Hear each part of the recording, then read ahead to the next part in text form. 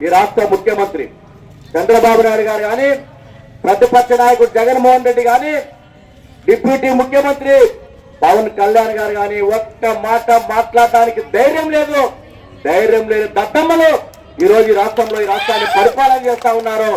అన్యాయం జరుగుతూ ఉంటే మాట్లాడలేరు. కమ్యూనిజానికి మరణం లేదు.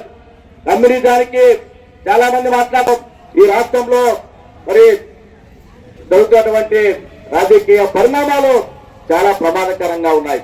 పైన ఎన్డీఏనే కింద ఎన్డీఏనే అని చెప్పి సగర్వంగా ఈరోజు పైన నరేంద్ర మోడీ ప్రభుత్వం, కింద చంద్రబాబు నాయుడు కూటమి ప్రభుత్వం. చంద్రబాబు నాయుడు గారు పైన ప్రతి మీటింగ్ లో చెప్తా ఉన్నాడు, పైన ఎన్డీఏనే కింద ఎన్డీఏనే అని చెప్పి మరి డబుల్ ఇంజిన్ సర్కార్ అని చెప్పి అభివృద్ధిలో దూసుకుపోతామని చెప్పి రోజు టీవీల్లోనా పత్రికల్లోనా మన ఆయన ఉపన్యాసాలు ఊదరగొడతా ఉన్నాడు. మనం అడుగుతా ఉన్నాం, ఈరోజు 10 మెడికల్ కళాశాలల్ని అంటే ప్రభుత్వమే భూములు ఇచ్చింది, బిల్డింగులు కట్టింది, ప్రభుత్వమే డబ్బులు కేటాయించింది. ఆ మెడికల్ కళాశాలలనే పేదల కోసమో ఎస్సీ ఎస్టీ బీసీ మైనార్టీలు అగ్రవర్ణాల్లో ఉన్న పేదల అబ్బాయిలు పేదల కుటుంబాలకు సంబంధించినటువంటి వాళ్ళకి అడ్మిషన్లు ఇచ్చి ప్రభుత్వమే నిర్వహించాల్సినటువంటి మెడికల్ కళాశాలల్ని పీపీపీ విధానంతో ప్రైవేటు వాళ్ళకి అప్పగిస్తా ఉన్నాడు. ఇది తప్పయ్యా బాబు, తప్పు చేస్తా ఉన్నామని చెప్పి మరి రాష్ట్రంలో ఉన్నటువంటి మేధావులు, అనేక మంది ప్రజాతంత్రవాదులు, వామపక్ష పార్టీలు, ప్రతిపక్ష పార్టీలు చెప్తున్నప్పటికీ ఆయన మొండిగా పోతా ఉన్నాడు. అంటే కేంద్రం చెప్పింది, పార్లమెంట్ కమిటీ చెప్పింది కాబట్టి మేము ముందు పోతామంటా ఉన్నారు. నేను అయితే అడుగుతా ఉన్నా, కేంద్రం అంటే పార్లమెంట్ కమిటీ అంటే భారతీయ జనతా పార్టీ నరేంద్ర మోడీ నేతృత్వం ఉన్నటువంటి ప్రభుత్వమే కదా. ఎవరు నిపుణుల కమిటీ చెప్పిందా, మేధావుల కమిటీ చెప్పిందా అని చెప్పి ప్రశ్నిస్తా ఉన్నాం. అంటే పైన వాళ్ళు ఏం చెప్తే ఏమి మేము వాటిని తలూపుకుంటూ అమలు చేస్తామని చెప్పి ఈరోజు మొండిగా వాటిని ప్రైవేట్ వ్యక్తులకి అప్పచెప్పడానికి పూనుకుంటా ఉన్నాడు. అందుకే మెడికల్ కళాశాల ప్రైవేటీకరణ ఆపాలని చెప్పి భారత కమ్యూనిస్ట్ పార్టీగా రాష్ట్ర ప్రభుత్వం మీద ఒత్తిడి చేస్తా ఉన్నాం. లేకుంటే భవిష్యత్తులో మీ ప్రభుత్వానికి తీవ్ర పరిణామాలు ఎదురుకాక తప్పవని కూడా హెచ్చరిస్తా ఉన్నాం. ఎందుకంటే ఈరోజు ఆయన మాట్లాడుతూ ఉన్నాడు, ఎంత అధ్వానంగా మాట్లాడుతూ ఉన్నా అంటే పీపీపీ విధానమే మేలంటాడు. ఎట్లా అంటే మరి రోడ్లు ప్రైవేట్ వాళ్ళు వేస్తారు, ఒక 20 సంవత్సరాలకి ప్రభుత్వానికి అప్పు చెప్తారు అంటాడు. అదే పద్ధతుల్లో మెడికల్ కాలేజీలని ప్రైవేట్ వాడు మరి వారికి అప్పు చెప్పిన తర్వాత వారికి 10 ఏళ్ళకో 20 ఏళ్ళకో 50 ఏళ్ళకో ప్రభుత్వానికి అప్పు చెప్తాడు అంటా ఉన్నాడు. మనం ఒకటి అడుగుతా ఉన్నాం, రోడ్లు ప్రైవేట్ వాడు వేసిన తర్వాత టోల్ ఫీజులు వసూలు చేస్తాడు. అంటే టోల్ గేట్ ఏర్పాటు చేసి టోల్ ఫీజులు వసూలు చేసి వేల కోట్ల రూపాయల డబ్బులు దండుకున్న తర్వాత మరి మనకి అప్పచెప్పిపోతాడు. అదేవిధంగా మరి ఆ పద్ధతుల్లో ఇక్కడ కూడా ప్రైవేటీకరణ చేసి ప్రైవేట్ వాళ్ళకి మెడికల్ కళాశాలని అప్పచెప్పిన తర్వాత వాడు కోటి రూపాయలకో 2 కోట్లకో 50 లక్షలకో మరి సీట్లు అమ్ముకొని 100 కోట్ల రూపాయల డబ్బులు సంపాదించి దోపిడీ చేసుకొని ఎప్పుడు అప్పు చెప్తే మనకి ఒరిగేదేముంది, మనకి అన్యాయం జరుగుతుంది. కాబట్టి మెడికల్ కళాశాలల ప్రైవేటీకరణ ఆపాలని చెప్పి మనం డిమాండ్ చేస్తా ఉన్నాం. అదేవిధంగా జాతీయ గ్రామీణ ఉపాధి హక్కు చట్టాన్ని మార్పు చేసి విబిజి రామ్జీ అని చెప్పి ఒక కొత్త పథకాన్ని తీసుకొచ్చారు. అంతే ఇంతో ఈ దేశంలో కోట్ల మంది పేద ప్రజానికానికి 4 ఏళ్ళ లోపల పోతున్నాయంటే మహాత్మా గాంధీ జాతీయ గ్రామీణ ఉపాధి హక్కు చట్టం ద్వారా కొంతకాలం పనులు దొరుకుతా ఉన్నాయి, పనులు కల్పిస్తా ఉంది. మరి దాన్ని కూడా మహాత్మా గాంధీ పేరు కనపడకూడదు, మహాత్మా గాంధీ పేరు వినపడకూడదు అనే పద్ధతుల్లో మహాత్మా గాంధీని చంపినటువంటి గాడ్సే ఆర్ఎస్ఎస్ సోదరులు ఈరోజు ఆ పథకాన్ని మహాత్మా గాంధీ పేరు మార్చేసి విబిజి రామ్జీ అని చెప్పి కొత్త పథకాన్ని తీసుకొచ్చి బలత్కారంగా దాన్ని అమలు చేయబోతా ఉన్నారు. ఆ పథకం ద్వారా ఈ కొత్త పథకం ద్వారా 60% కేంద్రం నిధులు ఇస్తుంది, 40% రాష్ట్రాలే భరించాలని చెప్పి మరి దాంట్లో స్పష్టంగా పొందుపరిచారు. అనేక ప్రభుత్వాలు రాష్ట్ర ప్రభుత్వాలు చెప్తా ఉన్నాయి మేము 40% నిధులు మరి భరించలేమంటున్నప్పటికీ బలవంతంగా ఆ చట్టాన్ని రద్దు చేసి కొత్త పథకాన్ని తీసుకొచ్చారు. అందుకే మనం కోరుతా ఉన్నాం, తక్షణమే ఈ విపిజి రామ్జీ పథకాన్ని రద్దు చేసి పాత పథకాన్ని కొనసాగించాలని చెప్పి ఈ కేంద్ర ప్రభుత్వాన్ని డిమాండ్ చేస్తా ఉన్నాం.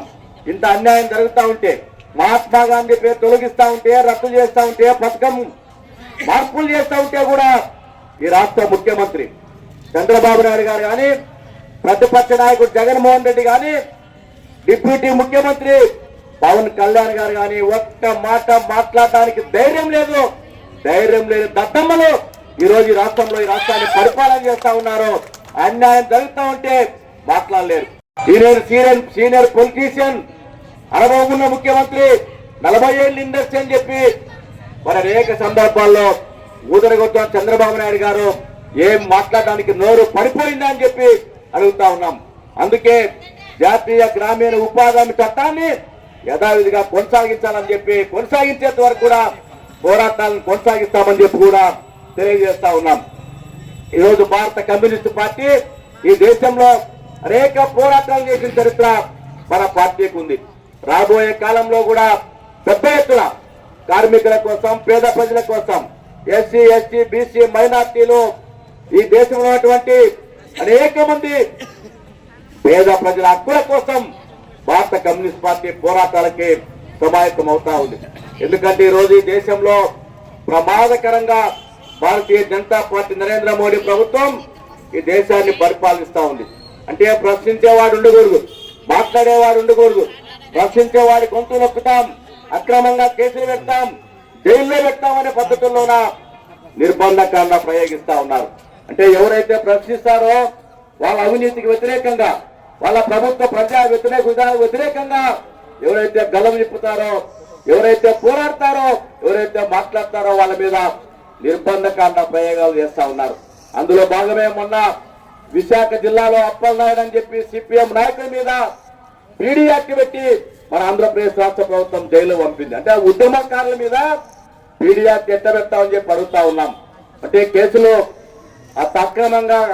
అక్రమ కేసులు నమోదు చేసి జైల్లో పెట్టి నిర్బంధకాండ ప్రయోగించాలని చెప్పి, ప్రజా ఉద్యమకారుల గొంతు నొక్కాలని చెప్పి ప్రశ్నించేవాడు ఉండకూడదు. మేమేం చేసినా కూడా అడ్డు చెప్పకూడదు, ప్రశ్నించకూడదు అని చెప్పి మరి ఆ పద్ధతుల్లో మొండిగా నియంత్రిత పద్ధతుల్లో ముందుకు పోతా ఉన్నారు. చరిత్రలో చాలా చూసాం ఇట్లాంటివన్నీ కూడా. కమ్యూనిస్ట్ పార్టీలకి కేసులేం కొత్త కాదు, జైలు ఏం కొత్త కాదు. కమ్యూనిస్ట్ పార్టీ పోరాటాల చరిత్రే మొత్తం కూడా నిర్బంధకాల చరిత్ర. కమ్యూనిస్ట్ పార్టీ పుట్టకే పోరాటాల చరిత్ర. కమ్యూనిస్ట్ పార్టీ పూడి మోస్తుందంటే ఆనాడు బ్రిటిష్ వారికి దడ పుట్టింది. దడ పుట్టి వెన్నులో వణుకుముట్టి అనేక సంవత్సరాలు నిర్బంధకాండ ప్రయోగించి నిషేధం విధించారు. అనేక కుట్ర కేసుల్ని కమ్యూనిస్ట్ పార్టీ ఎదుర్కొంది. అందుకే రాబోయే కాలంలో మరింత ఎత్తున పోరాటాలకి మొదలు పెడతా ఉన్నాం. ఈ ప్రాంతంలో, మన జిల్లాలో, మన ఆంధ్రప్రదేశ్ రాష్ట్రంలో ప్రజానీకరణ ఎదుర్కొనే అనేక సమస్యల్ని సాగునీరు, త్రాగునీరు కోసం, సాగునీరు ప్రాజెక్టుల నిర్మాణం కోసం, మన పశ్చిమ ప్రాంత అభివృద్ధి కోసం, వేదవతి ఆర్డీఎస్ కుడికాలువ, మన ఎల్ఎల్సి ఆయకట్టు భూములకి, చివరి ఆయకట్టు భూముల నీళ్ల కోసం, అదేవిధంగా గుండ్రేరు ప్రాజెక్టు కోసం, ఈ ప్రాంత అభివృద్ధి కోసం కమ్యూనిస్టు పార్టీ పెద్ద ఎత్తున పోరాటాలకు సమాయత్తం అవుతుంది. అందుకే 100 సంవత్సరాల శతాబ్ద ఉత్సవాలని స్ఫూర్తిగా తీసుకొని రాబోయే కాలంలో మన పార్టీని, ప్రజా సంఘాలని మరింత బలోపేతం చేయాల్సిన అవసరం ఉంది. పార్టీని ప్రజా సంఘాలని మరి విస్తరణ చేయాల్సిన అవసరం ఉంది. ఆ పద్ధతుల్లో మన పార్టీ ప్రజా సంఘాల నాయకత్వం పట్టుదలతో కృషి చేయాలని చెప్పి ఈ సందర్భంగా మీ అందరికీ మనవి చేస్తూ, రేపు లేదు ఎల్లుండి ఖమ్మంలో జరిగే ఈ శతాబ్ది ఉత్సవాల బహిరంగ సభలో మరి ఎక్కువ మందిని సమీకరించాల్సిన అవసరం ఉంది. రేపు మధ్యాహ్నం తర్వాత వెంటనే స్వాతంత్రం కోసం అశేష త్యాగాలు, అనేక పోరాటాలు, అనేక మంది తమ ప్రాణాలను సైతం త్యాగం చేసిన చరిత్ర మన భారత కమ్యూనిస్ట్ పార్టీకి ఉంది. అదే సమయంలోనే అనేక మంది ఆనాటి జాతీయ నాయకుల మీద పెషావర్, మీరాట్, కాన్పూర్ లాంటి కుట్ర కేసుల్ని బనాయించి ఏళ్ల తరబడి జైల్లో పెట్టారు. అయినప్పటికీ మొక్కవోని దీక్షతో ఈ దేశంలో ఉన్నటువంటి కార్మికుల్ని, విద్యార్థుల్ని, యువకుల్ని, మహిళల్ని, రైతుల్ని, పేద ప్రజల్ని ఒక తాటి మీద తీసుకొచ్చి స్వాతంత్ర సంగ్రామంలో మరి పాల్గొని పెద్ద ఎత్తున స్వతంత్ర పోరాటం నడిపినటువంటి చరిత్ర మన పార్టీకి ఉంది. ఈరోజు మనం చూస్తా ఉన్నాం, మన దేశానికి స్వాతంత్రం వచ్చి 78 సంవత్సరాలు పూర్తయిపోయింది. మన ఆనాడు కలలు కన్న సమాజం ఏర్పడలేదు.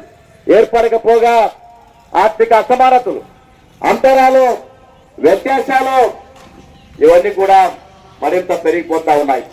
దాని కారణంగా ఈ దేశంలో పేద ప్రజలు మరింత పేదలుగాను, ధనవంతులు, కోటీశ్వరులు, కార్పొరేట్ కంపెనీల వాళ్ళు మరింత ధనవంతులుగాను అవతారం ఎత్తుతా ఉన్నారు. మరి దీనికి అంతా కారణం ఈ దేశాన్ని పాలించినటువంటి 78 ఏళ్ల కాలం పాటు పాలించినటువంటి దేశ పాలకుల విధానాల కారణంగా వాళ్ళకు అనుకూలంగా ఉన్నాయి. కాబట్టి వారంతా కూడా లక్షల కోట్లకి అధిపతులైపోయారు. పేదవాళ్ళు, రైతులు మరింత పేదరికంలోకి నెట్టివేయబడ్డారు. అందుకే ఆర్థిక అసమానతలు లేని, దోపిడీ లేని సమాజం రావాలని చెప్పి సమాజం ఒక లక్ష్యం కోసం ఈరోజు ఈ దేశంలో భారత కమ్యూనిస్ట్ పార్టీ పోరాటాలు నిర్వహిస్తా ఉంది. ఆ క్రమంలోనే దున్నేవాడికే భూమి కావాలని చెప్పి ఈ దేశవ్యాప్తంగా భూ పోరాటాలు నిర్వహించి లక్షలాది ఎకరాలని పేద ప్రజలకి పంపిణీ చేసిన చరిత్ర మన భారత కమ్యూనిస్ట్ పార్టీకి ఉంది. అదేవిధంగా దేశానికి స్వాతంత్రం వచ్చినప్పటికీ తెలంగాణ ప్రాంతాన్ని నైజాం నవాబు పరిపాలిస్తా ఉన్నారు. ఈ బాంచన్ కాల్ ముక్తానే నిరంకుశ నైజాం పరిపాలనకు వ్యతిరేకంగా తెలంగాణ సాయుధ పోరాటం నిర్వహించి మరి 4,500 మంది భారత కమ్యూనిస్ట్ పార్టీ నాయకులు ప్రాణాలను సైతం త్యాగం చేసి 10,000 గ్రామాలని విముక్తి చేసి 10 లక్షల ఎకరాలని పేద ప్రజలకు భూములు పంపిణీ చేసిన చరిత్ర మన భారత కమ్యూనిస్ట్ పార్టీకి ఉంది. మరి తెలంగాణకి తెలంగాణ ప్రాంతాన్ని విముక్తి చేసినటువంటి చరిత్ర భారత కమ్యూనిస్ట్ పార్టీకి ఉంది. అదేవిధంగా అనేక పోరాటాలని కార్మికుల పక్షాన, రైతుల పక్షాన, పేద ప్రజల పక్షాన అనేక చట్టాలని సాధించిన చరిత్ర మన భారత కమ్యూనిస్ట్ పార్టీకి ఉంది. భూ సమస్యల చట్టం, సమాచార హక్కు చట్టం, జాతీయ గ్రామీణ ఉపాధి హక్కు చట్టం, అదేవిధంగా బ్యాంకుల జాతీయకరణ, రాజాభరణ రద్దు కోసం అనేక చట్టాలని ఈ దేశంలో ఈ దేశ ప్రజానీకం కోసం పార్లమెంటు లోపల బయట ప్రజల పక్షాన పోరాటాలు చేసి సాధించిన ఘన చరిత్ర మన భారత కమ్యూనిస్ట్ పార్టీకి ఉందని చెప్పి సగర్వంగా తెలియజేస్తా ఉన్నాం. ఈరోజు మనం చూస్తా ఉన్నాం, మరి ఇటీవల కాలంలోనే అనేక పార్టీలు ఈ దేశంలో జాతీయ స్థాయిలోనా, రాష్ట్ర స్థాయిలోనా పుట్టుకొచ్చాయి. అనేక పార్టీలు కనుమరుగైపోతా ఉన్నాయి. మన రాష్ట్రంలో అనేక పార్టీలు కనుమరుగైపోతా ఉన్నాయి. ప్రజారాజ్యం పార్టీ లాంటి పార్టీలు వచ్చాయి, వెళ్ళిపోయాయి, అలాంటివి అనేకం వెళ్ళిపోయాయి. జాతీయ స్థాయిలో అనేక పార్టీలు వెళ్ళిపోయినాయి. కానీ కమ్యూనిస్టు పార్టీ 100 సంవత్సరాలు పూర్తయినప్పటికీ కార్మికుల కోసం, పేదల కోసం, మరి అనేక శ్రామిక వర్గ ప్రజల ప్రయోజనాల కోసం పోరాడుతున్న ఫలితంగా మరి కమ్యూనిస్ట్ పార్టీ మరింత ఈ శతాబ్ది ఉత్సవాల సందర్భంగా మరింత ముందుకు పోతా ఉన్నది. అంటే ఒక్క మాటలో చెప్పాలంటే కమ్యూనిజానికి మరణం లేదు. కమ్యూనిజానికి చాలా మంది రకరకాల మాట్లాడుతూ ఉంటారు. అందుకే రేపు ఖమ్మంలో జరిగే బహిరంగ సభ ద్వారా అలాంటి వాళ్ళకి కమ్యూనిజం సజీవంగా ఉంది. కమ్యూనిజం ప్రజల కోసం పోరాటం చేస్తా ఉంది. ఈ రోజు ఈ దేశంలోనా, ఈ ప్రపంచంలోనా దోపిడీ ఉన్నంత వరకు, పేదరికం ఉన్నంత వరకు కమ్యూనిస్ట్ పార్టీ ఉంటుంది, ఎర్రజెండా ఉంటుంది. ఆ పద్ధతుల్లో కమ్యూనిస్ట్ పార్టీ సజీవంగా ఉంటుంది. మరి ఎన్ని 100 ఏళ్ళైనా కూడా ప్రజల పక్షాన పోరాడుతుందని చెప్పి అలాంటి వాళ్ళకి తెలియజేయడానికి ఖమ్మం మహానగరంలో లక్షలాది మందితో పెద్ద బహిరంగ సభ జరుగుతూ ఉంది. అందుకే మన ఆంధ్రప్రదేశ్ రాష్ట్రం నుంచి పెద్ద ఎత్తున ప్రజానీకాన్ని సమీకరించాలని చెప్పి మరి వేలాది మందిని అన్ని జిల్లాల నుంచి ఇప్పటికే పోవడానికి అన్ని ఏర్పాట్లు కూడా పూర్తి చేసుకుని పెద్ద ఎత్తున తరలి వెళుతా ఉన్నారు. మన జిల్లా నుంచి మరి చాలా ప్రాంతాల నుంచి బస్సులు ఏర్పాటు చేసుకున్నారు. అదేవిధంగా ఒక ప్రత్యేక రైలుని మన పార్టీ ఒక ప్రత్యేక రైలుని ఏర్పాటు చేసింది. మన కర్నూలు జిల్లా నుండి సమీకరించడానికి మన ఆదోని ప్రాంతం నుంచి కూడా ఎక్కువ మందిని సమీకరణ చేయాలని చెప్పి మీ అందరికీ నేను కోరుతా ఉన్నా. ఎందుకంటే ఈరోజు ఈ దేశంలో